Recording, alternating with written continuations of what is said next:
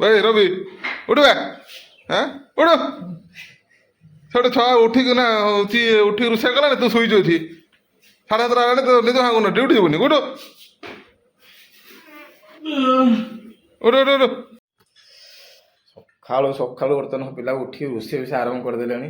ବିଛଣା ପଡ଼ିଛି ଛୁଆଙ୍କର ରୋଷେଇ ଆରମ୍ଭ ହେଇଗଲାଣି। ବିଛଣା ଉଠେଇକି ରୋଷେଇ କରିବା କଥା। କଣ କରିବୁ ଦାଦନ ଜୀବନ ଦେଖ ଉଠିକି ପତ୍ର ରୋଷେଇଟା ଆମ ଲାଇଫରେ ବର୍ତ୍ତମାନ ଭାତ ବସା ହେଲା ସେଠି କରାହେଲା। ଟାଇମ ବର୍ତ୍ତମାନ ଭାଇ କେତେ ଅଛି?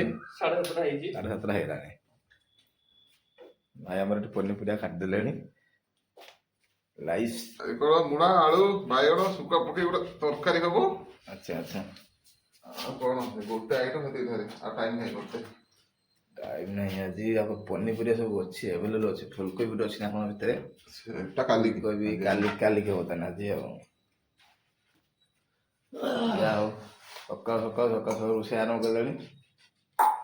ଗ୍ୟାସ୍ ଚାଲିଛି ବଢିଆ। ରସୁଣ ଛଡା ବି ଆରମ୍ଭ ହେଇଗଲାଣି। କଣ କରିବା ତରକାରୀଟା କରିବୁ ମାନେ ନିହାତି କିନା ମସଲାଟା ଦରକାର। ତେବେ ରସୁଣ ଟିକେ ଆରମ୍ଭ ହେଲା। ରସୁଣ ଅଦା ନା କଣ ନା ସୋରିଷ ପକାଯିବ? ସୋରିଷ ଦିଆଯିବ। ସୋରିଷ କଞ୍ଚା ଲଙ୍କା ତାକୁ ଗୋଟେ ବାଟଣା ଦିଆଯିବ ଆଉ। ଆଚ୍ଛା ଆଚ୍ଛା କଣ କରୁଥିଲେ ନା ବର୍ତ୍ତମାନ ଲୁଣ ଯିବ ତାକୁ ସିଝେଇ ଦବା ଆଉ ଖାଲି ତ ଥୋड़ा କୁହନ୍ତୁ କଣ ହବ। ୱାଓ ଫାଇନାଲି ପନିପରିବାକୁ କାଟି ଦେଇକି ଟୋଟାଲ ମାନେ କଣ ହଉଛି କହନି। ବର୍ତ୍ତମାନ ଲୁଣ ଦେଇ ସିଝା ଯିବ। ଆଚ୍ଛା ଆଚ୍ଛା ଆଚ୍ଛା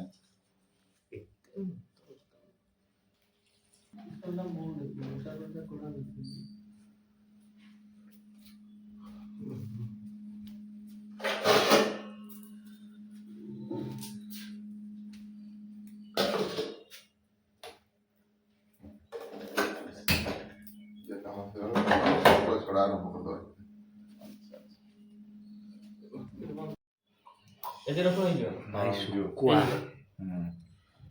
ମାନେ ଶୁଖୁଆ ନାଁ କଣ? ଏଟା ହচ্ছে ପାମ୍ପଲେଟ ଶୁଖୁଆ। ପାମ୍ପଲେଟ ଶୁଖୁଆ 100 ଗ୍ରାମ 40 ଟଙ୍କା। 100 ଗ୍ରାମ 40 ଟଙ୍କା ନା କିଲୋ 400 ଟଙ୍କା। ବାପରେ ଘର କଥା କୋଉଠି 100-150 ଟଙ୍କା ଖଣ୍ଡେ ଥିବ ଏଇଟା।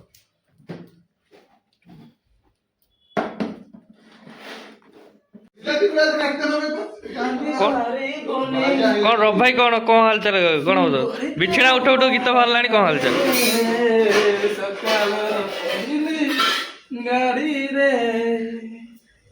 ବାହାରର ଦୃଶ୍ୟ ପୁରା ଦେଖନ୍ତୁ। ଆମର ଇଏ ପୁଇ ଶାଗ ନଗା ହେଇଛି। ଏଟା ହଉଛି ରବ ଭାଇ ତା ଗାଡି ହୁଣ୍ଡା ସିବି ୟୁନିକର୍ନ। ବାପୁ ଦାଦା ଖାଇ ଦେଇକି ତାଙ୍କର ବେଲା ଫେଲା ମାରିଥିଲେ। ଖାଇସାରିଲନି ନା? କଣ ରୋଷେଇ ଆଜି କରିଛ? ଓହୋ ଉଠିଲ କେତେବେଳେ? କାଲି ନାଇଟ୍ ଡ୍ୟୁଟି ଥିଲା ବୋଧେ? ଓହୋ ବାପୁ ଦାଦା ରୋଷେଇ ସରିଲାଣି କିନ୍ତୁ ଆମର ରୋଷେଇ ଚାଲି ନାହିଁ, ଆରମ୍ଭ ହେଇନାହିଁ ଏପର୍ଯ୍ୟନ୍ତ। ଆମର ସବୁ ବିଙ୍ଗି ଫିଙ୍ଗି ଅଛି। କଣ ହେଲା? ଓହୋ ଦେଖିଆ ଆମ ରୋଷେଇ କେତେ ବାଟ ଗଲା ଦେଖିଆ ଚାଲ। ରୋଷେଇ କେତେ ବାଟ ଗଲା? କଣ ରୋଷେଇ ସରିଲାଣି ନା? ନା କିଛି ହେଇନି। ପିଆଜ କଟାଯିବ, ବିଲାତି କଟାଯିବ। ଏଠି ଆମର ଶୁଖୁଆ ପୁରା ଦେଖନ୍ତୁ ପୁରା ଛଡା ହେଇକି ରଖା ହେଇଛି। ରବ ଭାଇ ତାର ଫୋନ କଲାଣି, କଣ୍ଟ୍ରାକ୍ଟରକୁ ଫୋନ କଲାଣି ଆଜି ସଟଡାଉନ ନା କଣ। ଆମର ବସି ସବୁ ଆମର ଭାତ ହେଇସାରିଲାଣି, ତରକାରୀ ବସିଛି। ଆମର ବାବା ଭାଇ ତାର ପିଆଜ ଆଉ ବିଲାତି ଫିଲାତି କାଟିବ ବୋଲି ଆରମ୍ଭ କଲାଣି ଆଉ। ପିଆଜ ପୁରା ମଉଳି ଗଲାଣି ଦେଖନ୍ତୁ। ତାପରେ ଆମର ଏଇନା ସୋରିଷ ରାଇଟା ପଇଲା। ତାକୁ ଟିକେ ପାଣି ଦିଅ।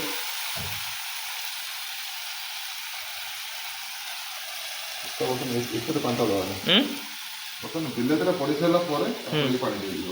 ଓହୋ ସୋରିଷ ଟିକେ ଆମର ତାକୁ ଟିକେ ଭଲସେ କଷା ହବ। କଷା ହେଇସାରିଲା ପରେ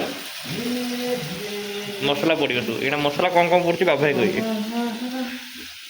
ମସଲା କ'ଣ ଖାଲି ଲଙ୍କାଗୁଣ୍ଡ ନା ଲଙ୍କାଗୁଣ୍ଡ, ହଳଦୀ ଗୁଣ୍ଡ, ଲୁଣ ସରିଲା ଆଉ ମସଲା କ'ଣ ଆଉ।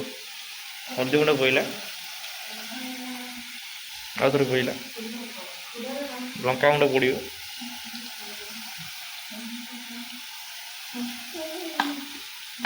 ଆଉ କିଛି ପଡ଼ିବନି। ଚାଉଳ ଟିକେ ଭଲସେ ଲୁଣ ପଡ଼ିବ କି ନାହିଁ କି? ଲୁଣ ବର୍ତ୍ତମାନ ପଡ଼ିବନି, ଲୁଣ ବିଲାତି ପଡ଼ିବ ତାପରେ ଲୁଣ ପଡ଼ିବ।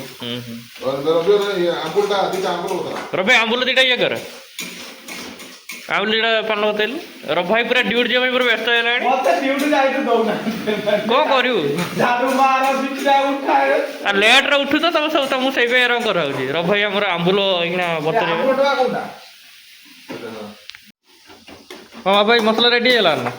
ଚାଲିଛି କଷା ଚାଲିଛି। କଷା ପୁରା ଦେଖନ୍ତୁ ପୁରା କଲର୍ ପଳେଇ ଆଇଲାଣି, ପାଣି ମାନେ ତେଲ ବରବର ହେଇକି ବାହାରିଲାଣି ମାନେ କଲର୍ ପଳେଇବ।